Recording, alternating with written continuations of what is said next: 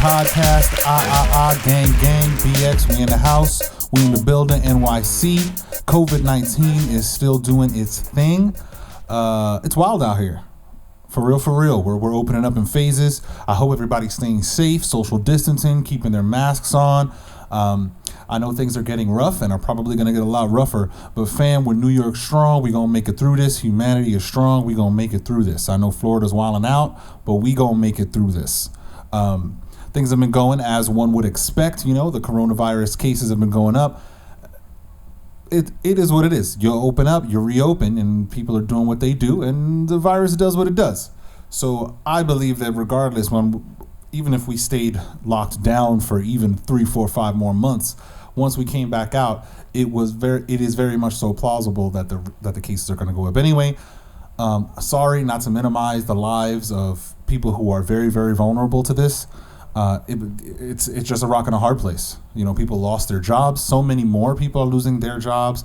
We need to reopen certain things because the economy is starting to feel the hit. Even locally, I know New York City is a strong city, but a lot of businesses are closing down. A lot of Black-owned businesses, POC-owned businesses are closing down. I had a conversation with my mentor today talking about a certain perspective that with all of the sort of businesses closing down, building owners having to sell their buildings and things because of problems with coronavirus and revenues and rents and so on, it's very easily plausible that gentrification will be able to take hold in certain parts of the Bronx. Mott Haven especially. They're building a lot of new developments. They're pushing, I don't know if they're still trying to push renaming Mott Haven to the Piano District, but it's out here. Gentrification is definitely happening, and it's pushing up all the way up to Yankee Stadium and beyond. I could definitely see that happening. All these businesses closing and just gentrification. And such is the way of the world, right? The ebb and the flow of people coming, people going, the injustices that end up getting perpetrated against those who built up this community, you know? It's sad, but it be like that. It be like that. I don't like it. Most of us don't like it. But people are making money. They're out for that green. Let's see. Corona's the same. We had some elections going on. A lot of just tumultuous commentary going on about that.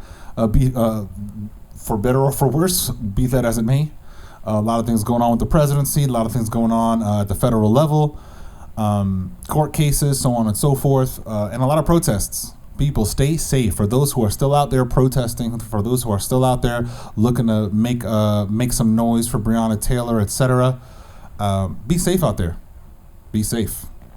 You know, try not to really fight police like that. You know, be out there making your voice be heard without the violence, without provocation. You know, if the police get involved and do it and do what they do without provocation, you know, we've got the accountability.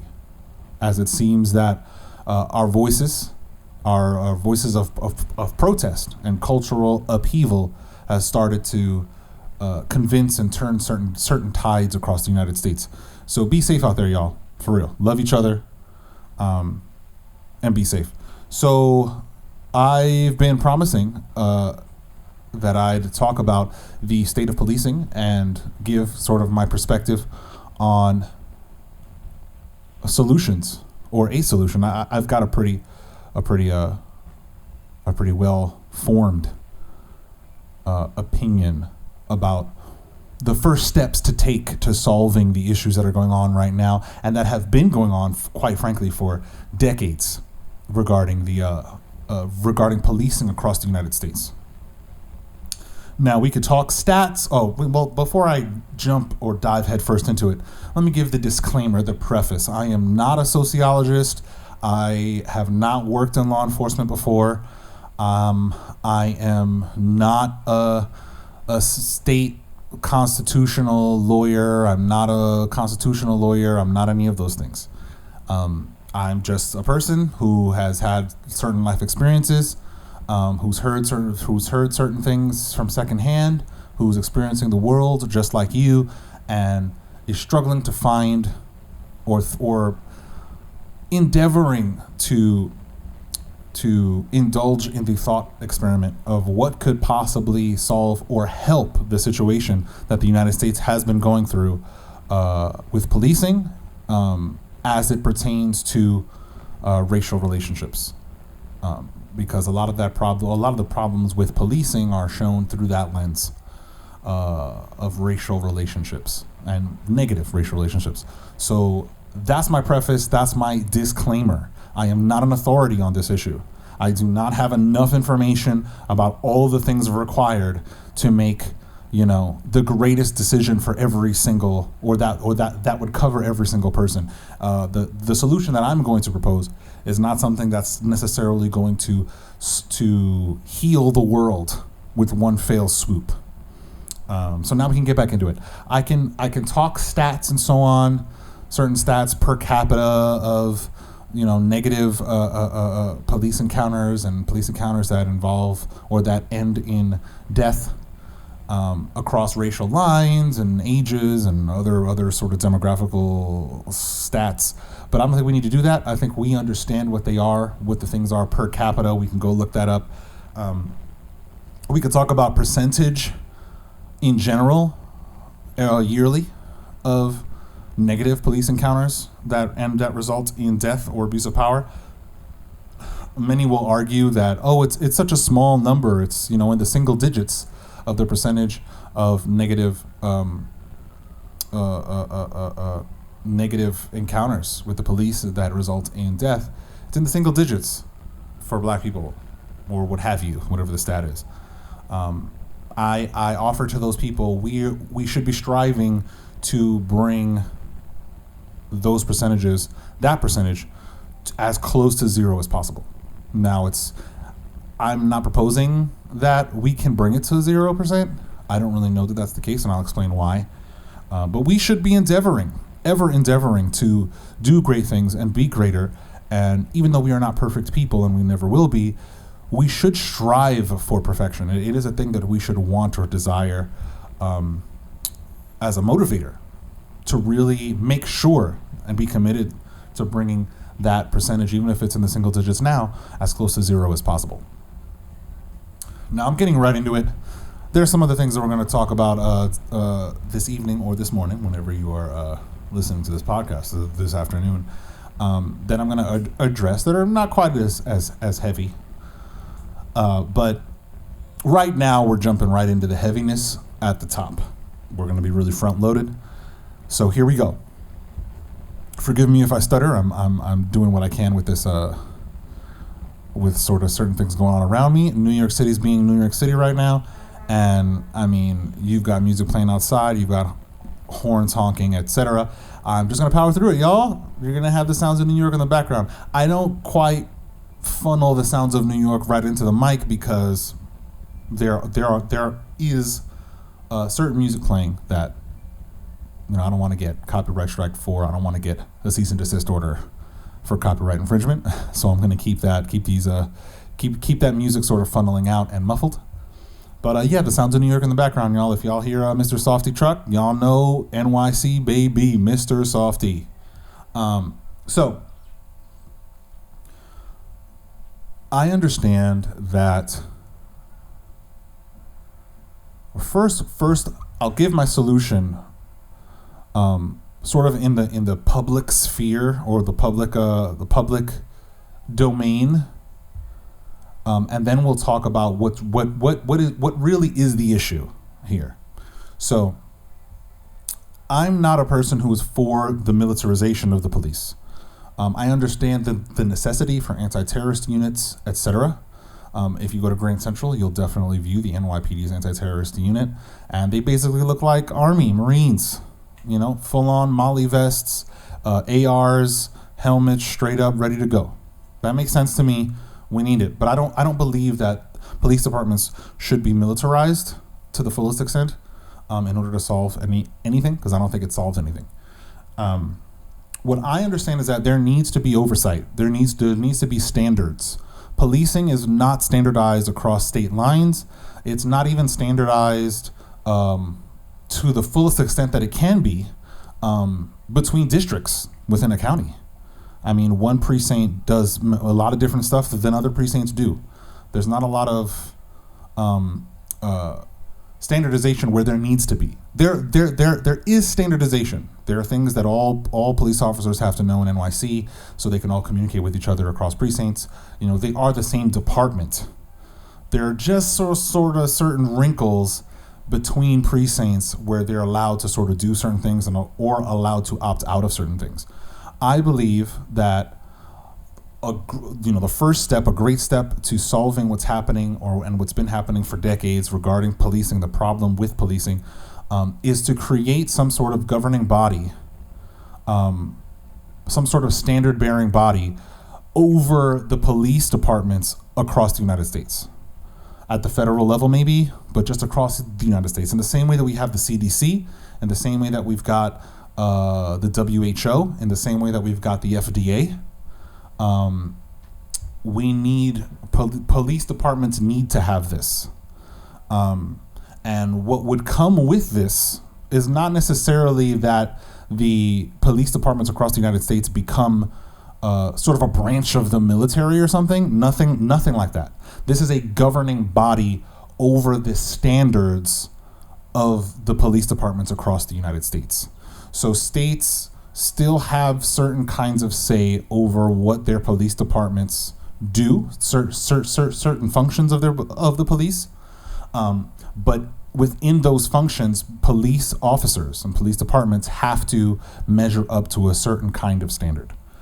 In the micro, well, I won't really do micro-macro. I'll bring it down from macro to person. So, examples of standards that this kind of governing body that I'm proposing could put forward are physical tests and physical reviews. So think like every 3 months, 4 months, 5 months, 2-3 times a year. Police officers have to pass a physical test. They have to be physically fit at a specific level in order to keep their job, in order to not have a demerit, in order to continue to be a police officer. Because we should ask of our police officers, our community public servants, our protectors, to be physically fit, to be able to do their job and carry out their responsibilities. So I believe that should be there.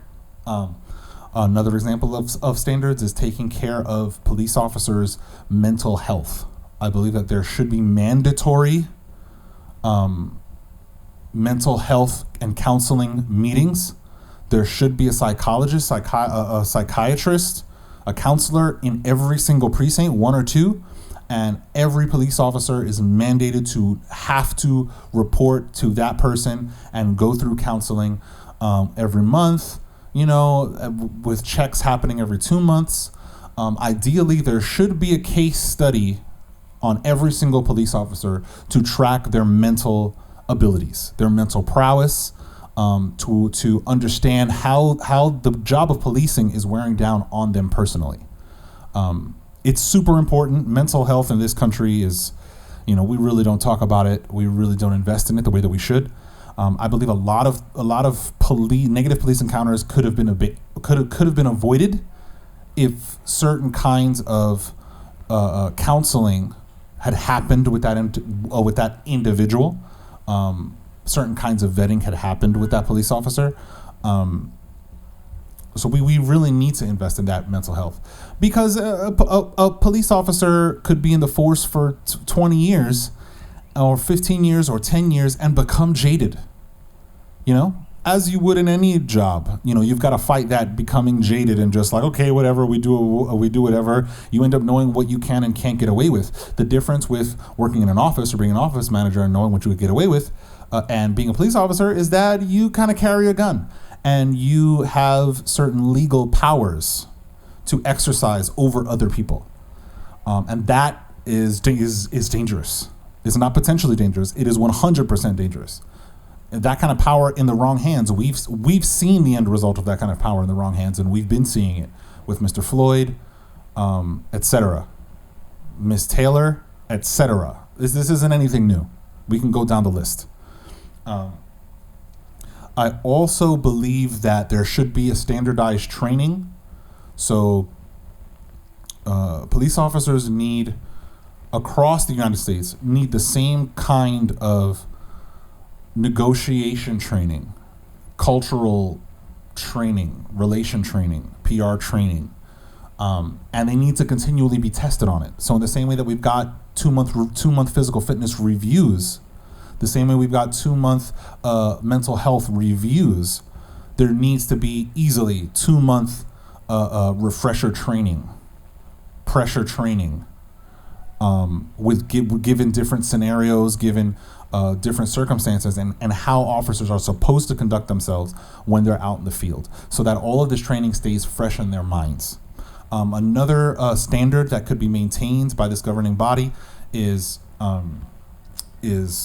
combat training. And not combat training in the sense that I'm going to go out and beat somebody up, but combat training in the sense that officers need to understand how to use their body and how to subdue a suspect in the best way possible. That is the best for them, so that they don't get or they are as least injured as possible, and so that the suspect is as least injured as possible. Because too many times have we seen police officers reach for their guns and fire and their tasers and use the excuse that they somehow feared for their lives in situations where odds are they didn't necessarily need to fear for their lives, but they feared for their lives. When a woman was in a dark room playing video games in her own house with her son, and police pull up at her window and just fire. They don't go through the front door. They don't knock on they don't anything. They don't try to make contact, but they fire and say they feared for their lives because she could have had a gun. That's horrible. It's horrendous. And so if they learn this, whether it's jujitsu for law enforcement or something else, they can be armed emotionally, mentally. See, the idea here is accountability. Now we're pushing now as a culture for accountability of police officers at the governmental level. You know, they should not be a protected class. They should not have laws that protect them from prosecution when they don't do their job the way that they need to, because when they fail to do their job, they can kill people. People die. And that's a problem. So where we're pursuing it at that sort of top level, that sort of macro level, we should also be pursuing accountability at the personal level, personal accountability. So to whom much is given, much is required. So the more that we take care of a police officer and arm them outside of the gun, outside of the taser, arm them with the will and the ability to act the appropriate way, and not necessarily have to play a guessing game, not necessarily have adrenaline going and their heart racing and have to make snap decisions, but we're arming them with the ability to not have to get to that point. So when someone comes in, or when an officer engages with a member of their own community, they should understand how to speak to them. They should understand the back and forth. They should understand the banter. They should understand that if it does have to get physical in a certain position, they should already be trained and pressure tested in those situations enough that it's second nature, that they can bodily, physically predict what the suspect's going to do when they make a certain move, when they have to subdue a suspect. And it's not something unpredictable and oh my gosh, I have to. Because it's in those moments that people make, the wrong decisions. They tend to, and as we've been seeing with policing over the years, that's just what's been happening. So how this factors into accountability is that if we give a police officer if we cover every single base of a police officer's training down to the mental and emotional stability of the police officer, when that police officer acts out of character and out of training, we can't say, we can't lean on, you feared for your life. We can't lean on, oh, that's just happenstance. Oh, maybe he didn't know what to do. Maybe he didn't know better. Maybe that's just how he interpreted what was going on as his own person. We take all of that off the table now. So now there's a personal accountability. You were trained and are pressure tested every 2 weeks in these scenarios, which means you're used to this kind of pressure, this kind of willpower pressure. You're used to this kind of emotional pressure. You should not have cracked, according to your case study with the precinct psychiatrist and counselor. Mentally, you were very much so fit to continue wearing the badge. That you acted out means that there was something going on that was intentional. So you see what ends up happening there? Not only do we fight for, at the governmental level, for sort of taking away the armor of the police department so that they can be tried and convicted when they commit crimes, like for real commit crimes, not like, oh my gosh, by accident. No, they commit crimes. But there is an accountability to the officer personally, so that when the officer should the officer transgress and it's a crime, they transgress criminally, we're not going to indict the police department as a whole, because now we understand that the entire departments across the United States are standardized and have to maintain all of these checks. The governing body over them has to maintain all of these checks, all of these check-ins, all of these standards and qualifications. All of them have to be maintained, or else this officer would not have his badge. If he misses his physical tests, he's got a week or 2 or a month to take it again, and if he doesn't, there goes the badge. If the counselor and psychiatrist in the precinct deems, after tracking the development of this officer, deems that this officer is no longer fit for duty, then there goes the badge. If this officer is not taking to physical training in apprehending a suspect, in understanding what the laws are and how to execute them, and is not taking to their PR training, their community engagement training, then they're gone. They can't continue. So that an officer is still there and still transgresses, it's not a problem with the department, it's a problem with that person. And we begin to put blame where it needs to be. And it helps in that we won't have this sort of sweeping emotional disdain for all police officers in general, you know? And so that's my solution at the surface. That's the surface solution.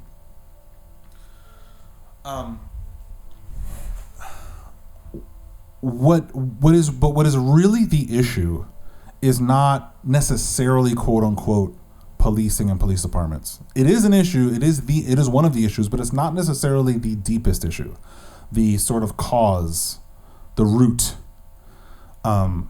Because believe you me, if you talk to anybody who is a native New Yorker who reps NYC, Queens, Bronx, Staten Island, Brooklyn, even Westchester, or maybe not Westchester, a lot of people will tell you that they consider the police to be a mafia. And for a very long time, the police has been a mafia. The union has been a mafia.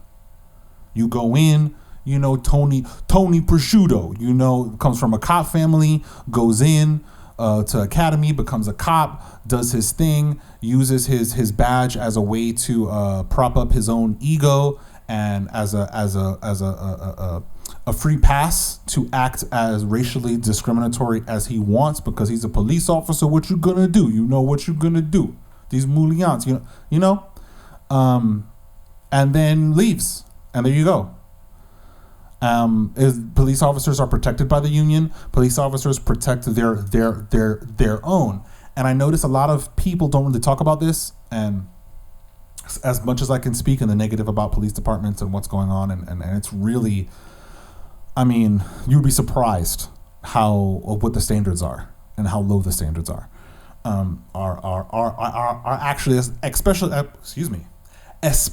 in a place like NYC, large city, 8 million people plus. Standards it's funky. Um, super funky. A lot of people don't talk about this. A lot of news coverage doesn't happen about this, but police officers, they don't just defend their own against everybody. They defend their own against their own. I'm sure I can't be sure, but there are memes that have been circulating around, highlighting certain people who spoke up within the department, spoke out against injustice within the department, and a lot of very bad things happen. A lot of very messed up things happen. Understand that some of these individuals who are good cops, who are great cops, who mean well, who want to protect and serve, who live in the community and are of the community, are people who have a heart for the community. They see the injustices and want to speak out, but are in fear. Because when you have the whole of your police department together as a mafia, as a brotherhood, as a gang, an organized, sanctioned gang, legal gang, and you speak out against them or try to do what's right before the community and before the oath that you took to serve and protect, they can make your life a living hell. You're dealing with individuals who have practiced, or a lot of them who have practiced skirting around the legal system and being able to act in discriminatory ways and predatory ways and get away with it. We have body cams now that show a lot of stuff that's happening, but there's so much more happening that we don't even know about. So much more. So you can imagine the fear. And imagine if you had a family, you were a police officer, you had a family, and you knew that if you spoke out because you saw this and you understand this and this happened, that not only does it affect you and they come down on you and make your life a living hell when you're not wearing your uniform, but will come to hurt your family. So I have sympathy for those officers. A lot of people, they try to drop the gavel on those officers too. Like if everybody's horrible and if it's just a few bad apples, it ruins the entire bunch. Understand that there are individuals who genuinely fear for their lives within the police department if they decide to get out of line and do what is right, and it pains them and it hurts them. Those who have are heroes, truly. They decided to put aside their pride and their ego. They decided to sacrifice for the greater good of their community. And they are heroes, and I salute them. But the really one of the root causes of this, one of the root causes of this is having to do, or one of the root causes, is having to do with race relations. See, oftentimes policing is viewed through that lens, negative policing. Negative police encounters are viewed through that lens. So much has gone on in our history and has gone on recently that is outrageous and unacceptable. I defer to certainly one of my examples for life, Mr. Denzel Washington. It was very interesting. Off the cuff interview that he had, The Sounds of NYC. After the premiere of Fences, he was asked about race relations, and I believe this was 2016, so President Obama, I could be wrong, the end of his term. He was asked about race relations in this country and in light of Fences and what his thoughts were, and off the cuff, Mr. Washington, it was awesome. His understanding was that the government cannot legislate love, cannot legislate happiness. The government cannot pass a law that makes it all now, there's no discrimination anymore, there's no racism anymore. He said, race relations has to do with race relationships. And relationships are he told the interviewer, are between me and between you. He told him, you're white, or whatever you are. I'm black. It's on me to question myself and to reach out to you to develop a relationship, and vice versa. It's not about these big organizations necessarily asking, what could the government do for us to improve things. It's about our relationship with our brother. And to go even deeper, I remember Morgan Freeman. I forget which news segment it was part of and what year it was. It's out there in a lot of YouTube compilations. But he was asked, about race in America. And he was like, just don't talk about it. Mr. Freeman said, you stop calling me a black man, and I'll stop calling you a white man. And we're just men. We're just people. We're humans. Now, I don't ascribe necessarily to not talking about things when things are problems. That's not what I mean to assert here. Nor do I mean to indirectly assert that, or the idea that one should be colorblind. I don't see color. No, because cultural differences need to be understood when communicating with each other. That's a given. Goes without saying. I'll give that disclaimer. But it is that if we can go back to understanding or seeing each other as humans first, and then our culture, it would go a long way to treating each other right. Human to human. That I am you and you are me. I get sick, I get hungry, I thirst, I love, I hate, I lie sometimes, I cheat sometimes, I feel sad sometimes, I feel heartbroken sometimes. Every single human being goes through these things. That's what it is. We are the same. We may have grown up in a different place. We may look different. Our societies may operate on different kinds of social capital than ours does, or than yours does. So there are differences, but we are all humans. There is commonality here. And if we can respect each other at that level first, which is a level that is unchanging, it cannot be affected by anything else, because you are a human and I am a human. That will never change. I will never become a Martian. I will never become a deer or a wolf. I will always be a man, a human. And when I say man, I mean mankind. I will always be a human, a member of humanity. And so if we can begin to turn our culture around to understanding that, we'd be going a long way farther than any of our predecessors in our American history and the history of the world in eradicating or further diminishing, which is more realistic, further diminishing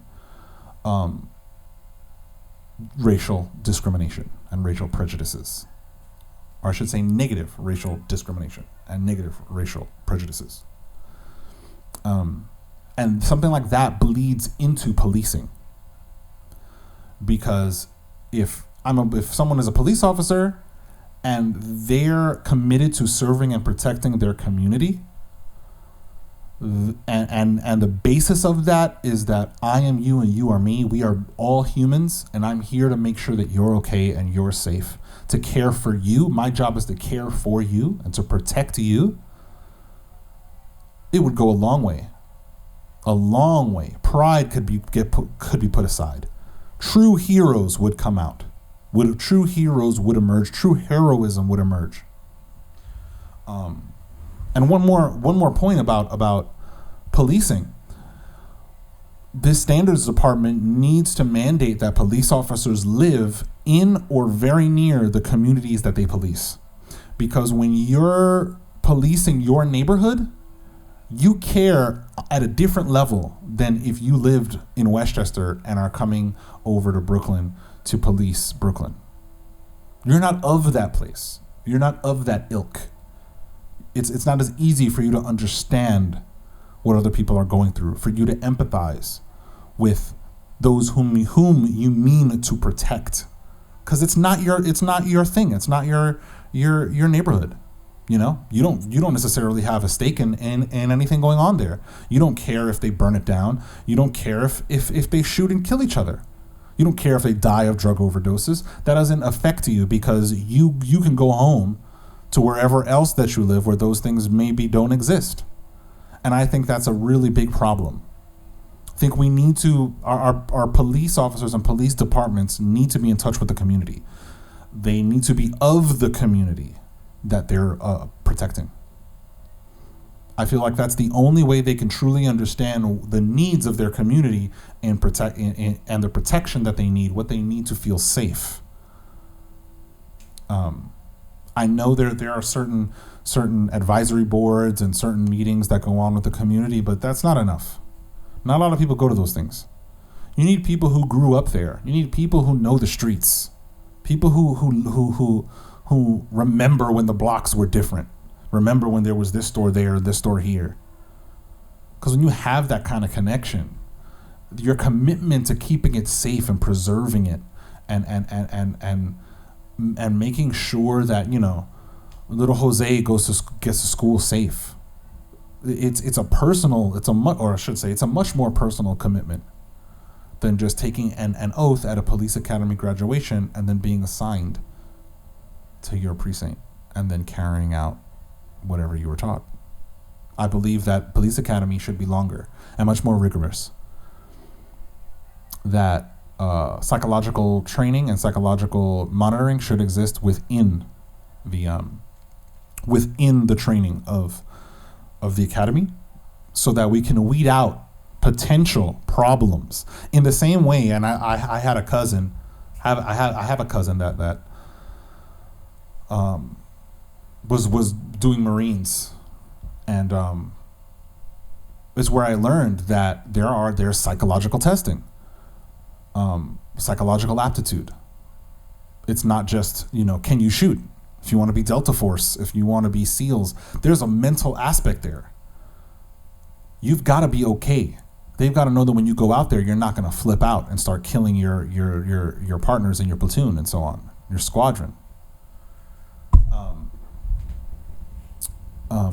So I believe that even within the academy and that training period of academy and learning and tutelage and schooling, that students should be psychologically monitored and have to go through psychological evaluations to understand if they are apt for what the job is.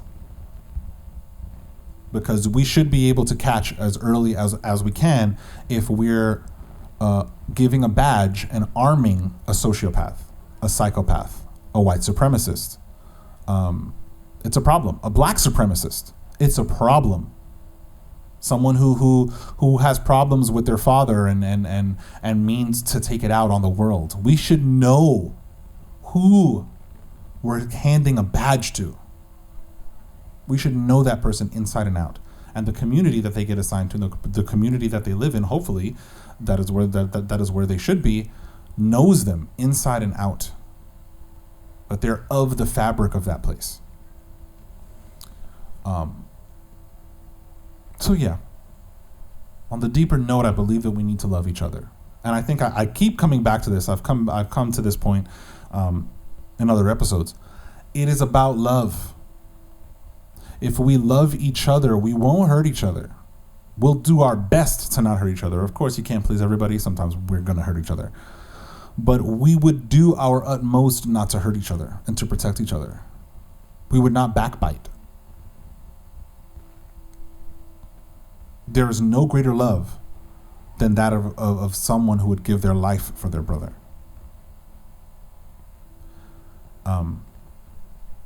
It's hard to love. Love entails sacrifice. We have to die to our ego and our pride in order to care for someone else who's not our family, who's not our kin, to care for people who don't necessarily benefit us fiscally or in any way directly. It's hard. It's not easy. But I believe if we start to take stock and start to think inwardly, clean the house, and bring that love out, it could change the world in ways that no protest could, in ways that no riot could. It would change the world. And that's my 2 cents for now on a solution for policing. You know, we need that organization. We need that standardization. We need that accountability. Now, we've reached the segment for Rex. now that we're done with the heavy stuff, I 100% need to recommend. Let me get the synopsis. I need to recommend Netflix, for those who have Netflix, a film called Killing Gunther. Oh my gosh, I didn't think this movie was gonna be good. It's fire. It is 100% sizzling fire. The synopsis: Robert Gunther Bendick is renowned as the world's greatest hitman. A group of self-obsessed assassins team up to take Gunther out, determined to claim the title for themselves. I kid you not, that synopsis does not spoil anything. I mean, it doesn't even do justice to how great this movie is. I 100% want to spoil it, but I can't. I'm super excited. It's starring Taran Killam of SNL fame and Scrubs, which is a deep cut. Arnold Schwarzenegger, we all know Arnold. Hannah Simone, I remember her from New Girl, which is also a great show. Please watch it. I really like it. Zooey Deschanel, I revisit it. I'm in the process of revisiting it and watching it all over again, the whole series. Kobe Smulders, of How I Met Your Mother fame and Avengers, and I believe she has her own show, Stumptown, which is doing pretty well. I mean, we're in quarantine now, but I believe it was renewed for a second season, so she's killing it. Bobby Moynihan, who we all know from SNL, Allison Tolman, and Paul Britton. Fam, this film, for real, this film. If you like comedies, action comedies, you're gonna love this. And it's filmed in like a documentary style. Oh, it's amazing. It really fits Taran Killam's comedic style, because I feel like SNL kind of uses him weird and funky. I feel, to me anyway, personally. The comedy that they give him doesn't really hit on SNL, and SNL hasn't been great for a long time. Hasn't been even good for a long time. But that's for another podcast. Taran Killam directed and wrote the screenplay for this. He is the sole writer of the screenplay for this film. It is amazing. Please watch it. Arnold Schwarzenegger is the best. He is super funny. He's still got it. All the charisma. Check it out. All right? Do me that favor and check it out. I hope that y'all enjoyed this podcast. Listen, I really want to hear from y'all. I really do. The Social Millennial Podcast, I'm a millennial. I need to hear from y'all. Like, subscribe. If you're on YouTube, make sure to hit that notification bell and click all notifications, so you can be notified when this podcast drops. If you stumbled upon the IG page at Social Millennial Pod, Facebook at Social Millennial Pod, leave a like, comment, follow, share, repost. We're not on Twitter yet. We may get there. I don't really know, but there's so much more content that the Social Millennial Podcast offers on these other platforms. If you happen to stumble upon the official Social Millennial Podcast blog page, like it, subscribe to the RSS feed, get those notifications so it gets delivered right to you. We're on Stitcher, we're on Spotify, we're on Apple Podcasts, Google Podcasts, wherever you enjoy your podcasts, we're gonna be there. We're gonna be there. So by all means, you could email us at thesocialmillennialpod@gmail.com. I want to hear from y'all. If y'all like the video, like it. If you're on YouTube and you didn't like the video, dislike it. Comment. Let me know that you didn't like it. Let me know what you think. Do you have any of your own solutions regarding the policing issues and how we need to reform the policing and police departments across the United States? I'd love to hear it. I'd love to engage in this kind of conversation. So I hope to hear from y'all. We're going to be here. Can't stop, won't stop. Next week is going to be a great show. So stay tuned. Stay tuned. Friday morning drops. It'll just be there so y'all can listen to it whenever y'all need to listen to it.